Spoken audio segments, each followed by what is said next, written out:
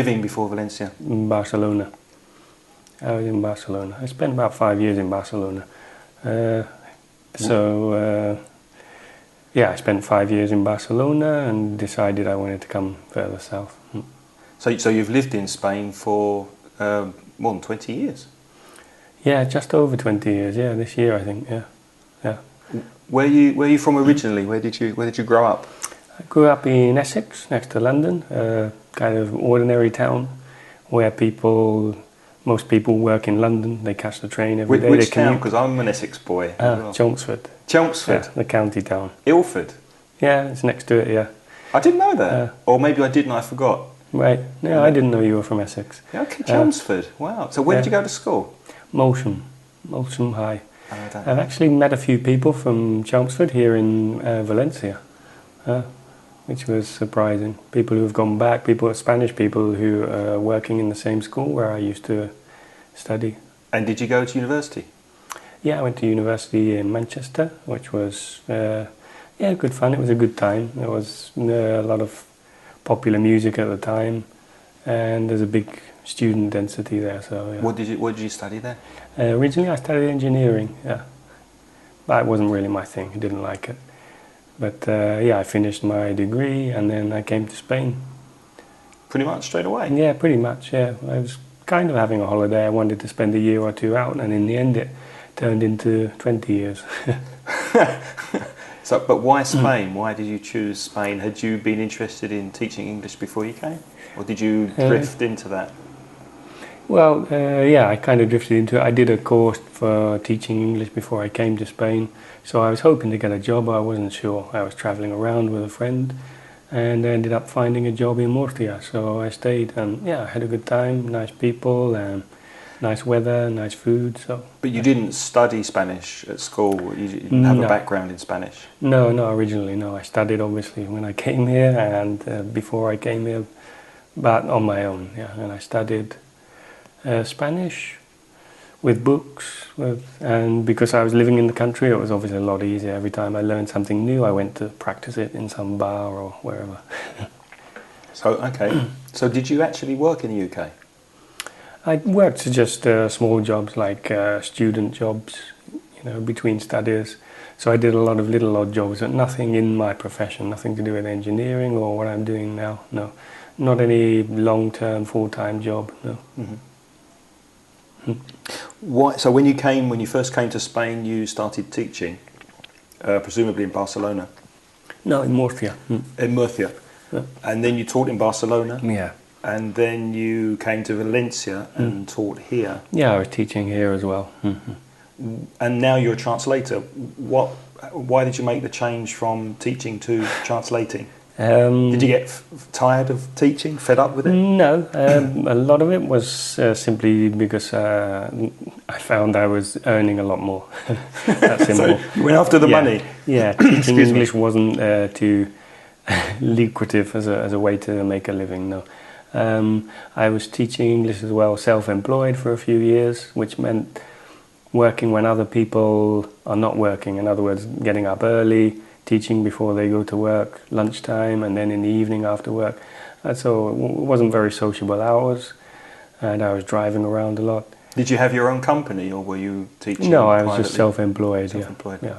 But so now as a translator, I can work from home, and that's a lot easier in terms of not having to travel around. Now I switch on the radio in the morning, I listen to the travel news, and I hear that it's raining. I think, great, because I'm indoors working.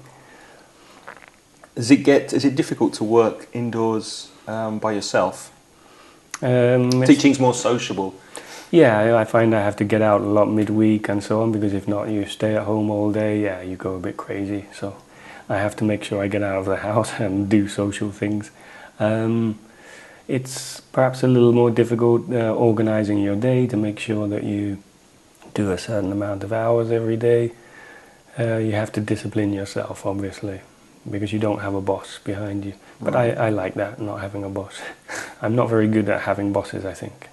Really, my boss is really my clients. They're the ones who tell me when they need the work and so on. Usually I find you either get too much work or too little, so that's a bit difficult. Yeah, some days you're working lots, and then other days you're wondering why there isn't any work coming in. It's never level, it's never all the same, constant. What do you do with your time when that work isn't coming in? Do you go out, do you actively go on the internet looking for it? Do you sit back and wait for it to come in? I used to, I don't really need to now. I have enough customers and so on and contacts, so I study new software, I try to do other things, I'm branching into other things as well, but yeah, I try to improve my work through other ways, yeah, little courses and things like that.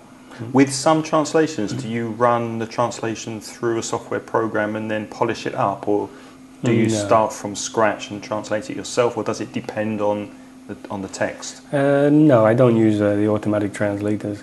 They don't usually work yet for the kind of things I do, which are very specific, legal texts and scientific texts, engineering, which is partly how I got into translation, because a lot of translators... Your background's engineering. Exactly. And really people who have only studied languages, they don't know about engineering, so they couldn't translate these texts.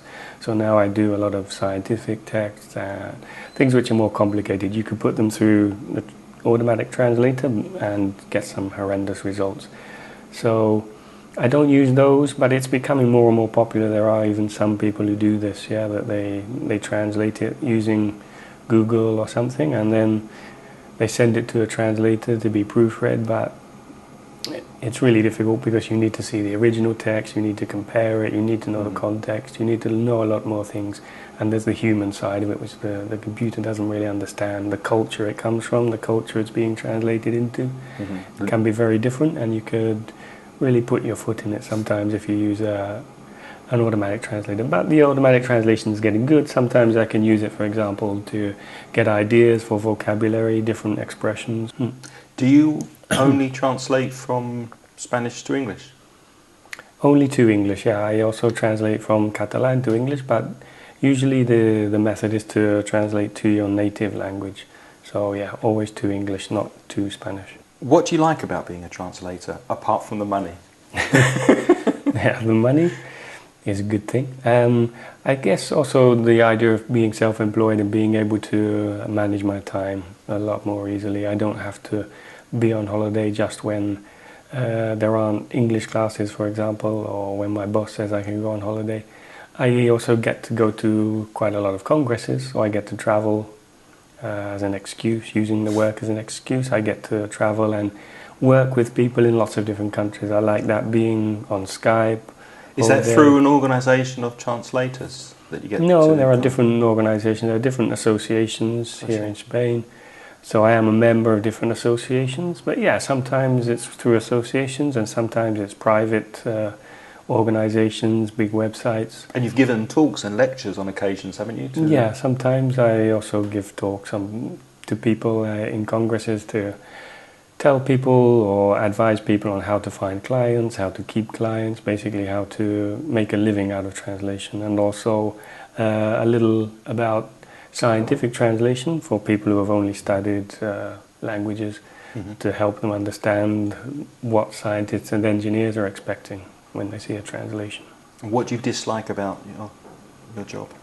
I guess what I dislike about it is that a lot of the clients don't really understand what's involved. Obviously they see Google Translator and they think this can do it in 10 seconds and translate tens of thousands of words. And then they see how much I charge and wonder why it takes so long and why I charge so much. You have to really, every new client, you have to explain to them what's involved and why it's necessary, because they don't really understand. People who only speak one language find it very difficult to understand what I need in order to do a good job for them. So you've been here for quite a few years. What's been the most difficult thing for you about making a life here in Spain in general? I think for me one of my biggest gripes is the bureaucracy. I've found that very difficult in Spain to come to grips with. Yeah, that setting up myself as a self-employed person, all of the paperwork that's necessary. Yeah, I find bureaucracy takes up a lot of my time. Because obviously you lived in Barcelona, so you've been here for a few years, your Spanish must have been pretty good before you started translating. But did you do anything particular to bring your level of Spanish up higher before you started translating? Or was it already at the level where you felt confident? Yeah, I think when I got into translation I was confident. Basically I got into it through other people who said, hey, you could do this. And I was doing things for different universities and they said, yes, this text is okay. So it's actually other people saying, yes, you can translate, because they were pleased with the results. Things I did, basically I was learning, and because I was in Spain, and my first few years in Spain I didn't really hang out much with English-speaking natives. So my first years in Spain I was only with Spanish-speaking people, and that obviously helped. But you said, I mean, you picked up Spanish through hanging out with Spanish speakers, going to bars, but you must have done something kind of academically to bring your Spanish up to... Well, I've read a lot. I've always read a lot, and I think... So you read in Spanish? I've read in Spanish, yeah, a lot of literature, Spanish literature, and all kinds of literature. I mean, also from my very first day in Spain, I remember going around with a mini dictionary around the supermarket and learning all of the names of things. So yeah, it was a constant thing, lots of different things, even counting, for example. I would try counting, I think, no, I must be counting in Spanish, and I find mathematics is one of those things which is very, very difficult to translate, and when you start doing maths in your head in another language, that's when I think you know. I can't do maths in my head in English. I wouldn't know where to start in Spanish. It sounds like then with you it's been a combination of curiosity and reading, so reading to get you increase your vocabulary and get your level up, but the curiosity to look up words and to constantly be asking yourself what things mean. And the different levels. I remember reading children's school books to begin with, and obviously it's a simpler level, but there were books about the history of Spain, for example, which I was interested in with a lower level. What do you do with your free time when you're not working? I don't have a lot of free time. No, but I don't mind working. I like my work. I go rollerblading, I travel. In the mornings I try to go for a jog on the beach. I live next to the beach. I go out, see my friends. I used to have a lot more hobbies before I started translating, actually. Yeah. What sort of hobbies? What were you into? I used to play the guitar. I used to like photography, and those things I don't do so much anymore. No. Is that because you've lost interest in them, or the work's taken your time away from? I don't know. I don't know what that is. So maybe my life was a bit more ordered when I had a boss, and now, when I have my free time, I just relax. Can you talk a bit about what you hope to do in the future? You're obviously very settled here, but how do you see the next sort of 10 or 15 years panning out? I think a lot of it depends on the technology we're talking about, because I think the profession I'm working in could change so radically in the next few years that you always have to be on your toes. And so I'm looking at other things. I'm looking at, for example, e-books, maybe sending out a couple of e-books, writing a couple of e-books. I'm also giving some webinars, as well as the congresses I sometimes go to, where I talk to people about how to find work on the internet and so on. So there will be paid webinars where you would interact over Skype, presumably, or similar software? No, there are other, GoToMeeting. Mm-hmm. So there are ways of doing this, and that's the kind of thing I'm learning how to do. But it's all very interesting. Yeah. The Quickfire Hot Seat. Gary, what makes you happy? Good weather, good food. So you're usually happy here? Yeah, usually. Wake up in the morning, see the sun, that makes me happy. And the usual things for most people, I think. Meeting friends, meeting new friends. Not usually things that need a lot of money, really. And what makes you sad? Sad, I guess, again, similar things that make other people sad. Corruption, I think I see corruption in politics, for example, and the way a lot of people seem to accept it. I find that quite depressing. Yeah. Mm-hmm. It sounds. I mean, I've read some of the comments you've put down in magazines and in your book, Lost in Spain. Depressing or angry? Because you come across as maybe it touches a nerve in you. Yeah, I guess I get a little angry when I see people accepting it. That's what I think. Yeah, but not just in politics. I think in anything, there can be corruption in all walks of life.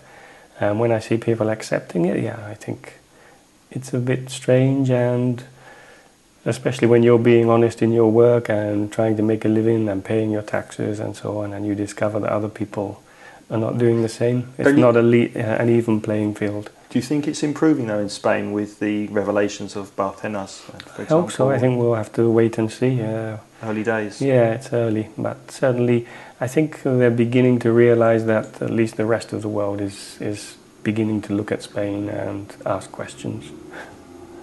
What one thing that if you were to tell someone about yourself they would have a difficult time believing? Oof.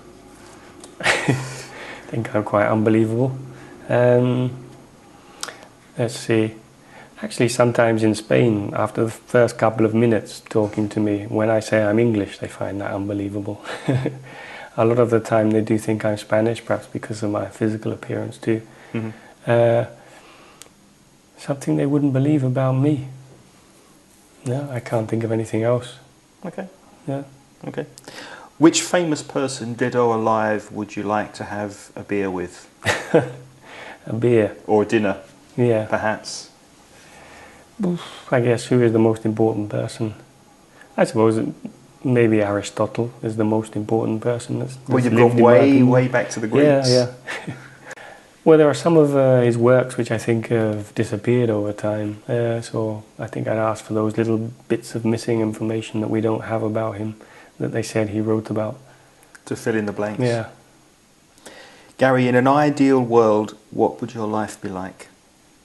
It wouldn't be that different, I don't think. No, I'm fairly happy with what I'm doing. I'd be living in a place next to the sea with nice sun, doing a job which involves a certain amount of travel and being in contact with people around the world.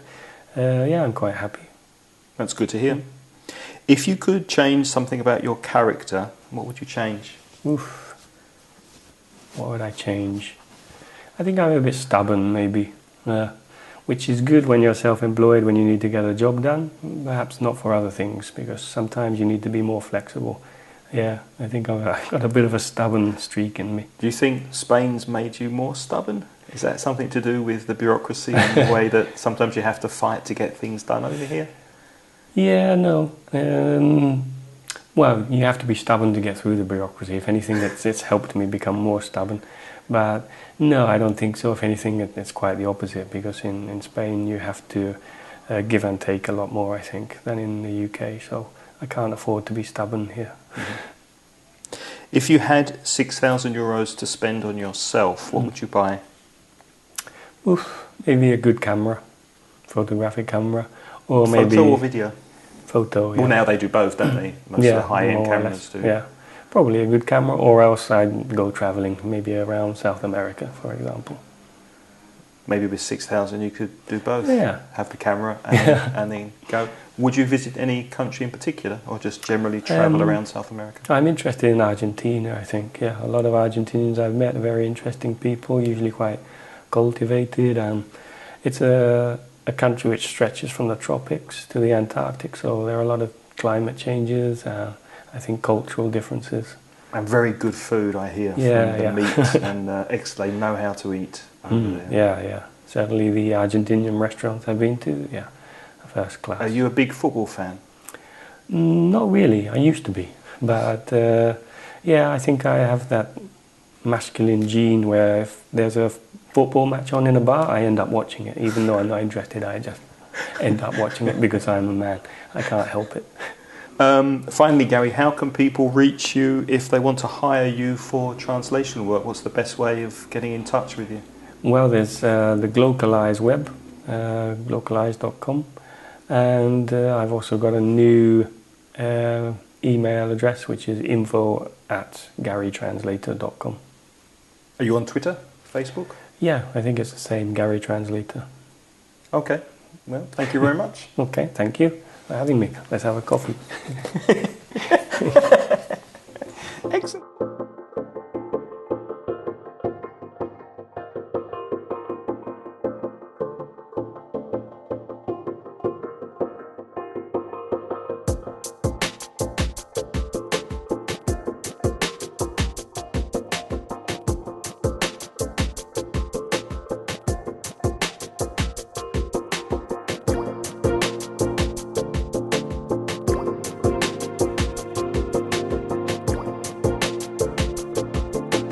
Polish it up, or do you start from scratch and translate it yourself, or does it depend?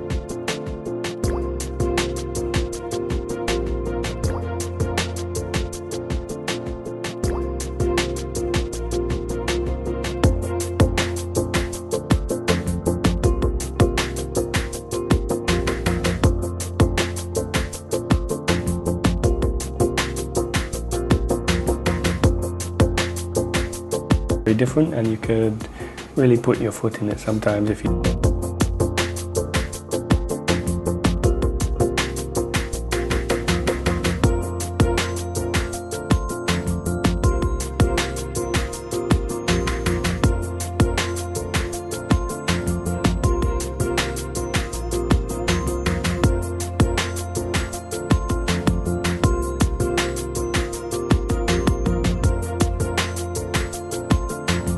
That you always have to be on your toes, and